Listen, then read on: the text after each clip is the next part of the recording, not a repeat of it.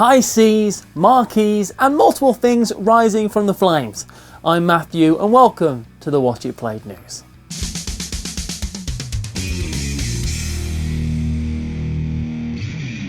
Libertalia. It's one of those staple classics in the board game hobby from the distant time of 2012, when things were simple and no one thought the world was going to end. So, starting off the news with a new version of Libertalia, Winds of Galecrest being announced and coming from Stonemaier, is super exciting, not least of all because it means I might be able to actually buy the game without needing to pay a king's ransom in fine pirate booty. In the world of Galecrest, sky pirates set sail on the winds in search of adventure, treasure, glory, and some of the more exotic pigeons. And as an admiral, you have command of a vast and varied crew, but so do your rivals. Diabolical. Each day, the fleet lands on a different island where you'll send a crew member to collect your share of loot, hoping they'll return to boost your growing group of characters. Libertalia, Winds of Galecrest, isn't a straight reprint, as we're told this version will celebrate the foundations of the original design while revising and expanding upon it, which clearly adds all new art, but also you're now 40 characters per player up from the original 30, a reputation system to resolve tiebreakers, deluxe loot tokens, and in Stonemaier fashion it plays 1 to 6 players, so there's a whole new solo mode. What's more is that pre-orders will be available to everyone on the 2nd of March if you fancy some swashbuckling in your near future. Also, I'll say it, this means that I think the next announcement from Stonemaier is the viticulture expansion.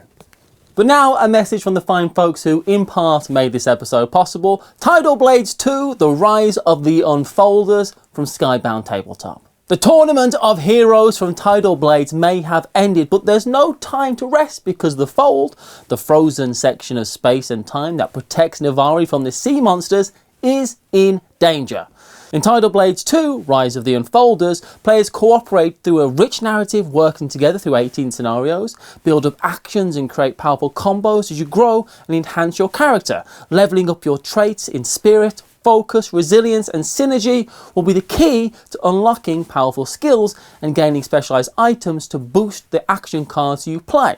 Along the way you'll meet valuable allies, have chance encounters with various denizens of Navari and battle a seemingly endless army of monsters and enemies as you fight your way to the centre of the Fold. And you can follow the link in this video's description to ride the waves of the Tidal Blades 2 Kickstarter, which launches in full force on February 22nd, and earn your place among the Tidal Blades of legend. Rio Grande Games announced Space Station Phoenix, which, am I the only one that's worried about boarding something named the Phoenix? What happened to the space station before this one? Where's little Billy? He told me he wanted to be alive when he grew up.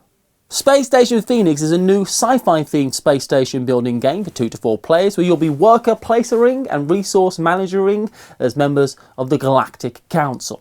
Sent as representatives to Earth to build space stations, of course, but also to observe and even possibly interact with humanity. I'll level with you. Gleep Gropper Nopperclips, was it? Don't bother interacting with us. Humans. We'll ruin it.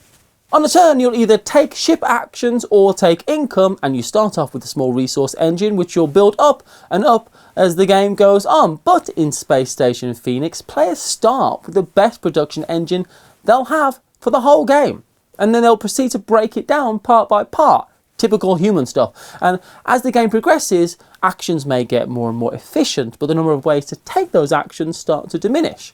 So look out for Space Station Phoenix later this year. The next game that caught my attention is Resist, and while not only having just the most beautiful box art, it also has the opposite mantra to the Borg, which has to be a good thing. Resist, which is being teased by Salt and Pepper Games, is a solo game coming to Kickstarter in May, but the design team of David Thompson, Roger Tankersley and Trevor Benjamin is honestly enough to sell me on the game sight unseen. And I've seen it, and it looks like this. So, it's 1936 and General Franco and his troops advanced through the territories of Spain, giving way to a long period of civil war and repression. After the Spanish Civil War, a group of loyalists to the Republic continued the armed struggle, forming resistance groups better known as the Marquis. And hidden among the mountains, these men and women risked their lives to defend the ideas of democracy and freedom. Against them are Franco's army, the civil guard and the armed police. But the Marquis perfected their guerrilla warfare in France during the Second World War and were determined to take back their home. And they've learned how to resist. And I tell you what, I got shivers the first time I read the blurb for this game. Resist is a card-driven game where round to round you're undertaking increasingly difficult missions, and at the heart of the game is the tension between keeping your Marquis concealed from Franco's forces so that the Marquis card can stay in your deck and you can use them for future missions, or revealing your Marquis and unlocking their full potential. I'm very excited about this one, and Resist is coming to Kickstarter in May. Brotherwise Games, who make Call to Adventure and the Dragon Prince Battle Charge, both of which I like very much, have announced that they are returning to their breakout hit of the game, Boss Monster, 10 years after its initial launch, with a new sequel called Super Boss Monster. Super Boss Monster will be a totally new game, while hopefully being compatible with its predecessors, as well as adding to and improving on the original with the extra 10 years of experience Brotherwise have had making games. And one of the ways that they went about getting ideas for improvements was, well, Johnny O'Neill from Brotherwise posted about it on Reddit, saying, "I'm here because I'm looking for some frank and constructive feedback on the original game as we work on an all-new version." And other than the sheer bravery it takes to engage with Reddit on any level, it's got a huge amount of response from the community. So on the one hand, this is a news item about a new sequel to Boss Monster being made, which is one of the games that got me into the hobby. But also, it's pretty incredible to see a company say, okay, we want to do a thing, let's hear what people say about it honestly and openly in a forum where you can comment anonymously. Not unlike all the wonderful comments that are being left below this video. I really like the look of this next game, Rest in Peace from Blue Cocker Games, where two players are rival families of ghosts who have been fighting each other for hundreds of years to control the greatest number of mansions. Both players vie to outbid the other while managing your hand of cards and critically knowing when to withdraw from a fight to try and be the first in the afterlife to control 3 castles or 4 mansions. The art and theme of this one really charmed me, and to the fact that it's 2-player head-to-head game, which is something that I'm always into. I do kind of also like the idea that the afterlife is going to be so petty. So look out for Rest in Peace in March. And finally, we've got some pretty massive board game business news, with known board game provider and jigsaw raconteur Ravensburger investing €4 million into GameFound, the, let's be honest about it, board game specific Kickstarter alternative. Now, I'm not going to read you the whole press release, but I sure as heck read it. Essentially, GameFound, which launched last year as a spin-off by publisher Awaken Realms, raised $22 million by funding its campaigns.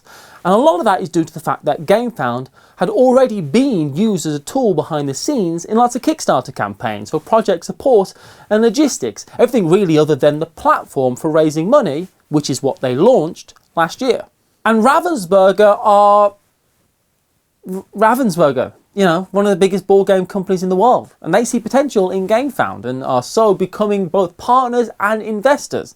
And they've announced that they will be taking their first steps into crowdfunding using the GameFound platform. Essentially, both GameFound and Ravensburger, according to release data, had great financial years last year. So this partnership is just kind of awesome in my books. Competition to Kickstarter as a platform is, in my personal opinion, a very good thing. And this partnership is, I'm sure, gonna bring loads of cool stuff to the hobby in the coming years. But what do you think? Let me know below. And talking about Libertalia, which I was, like 10 minutes ago or whatever, you can find out how to play by following the link here. Or for 10 other games we're excited about, Paul has got you covered. Bye.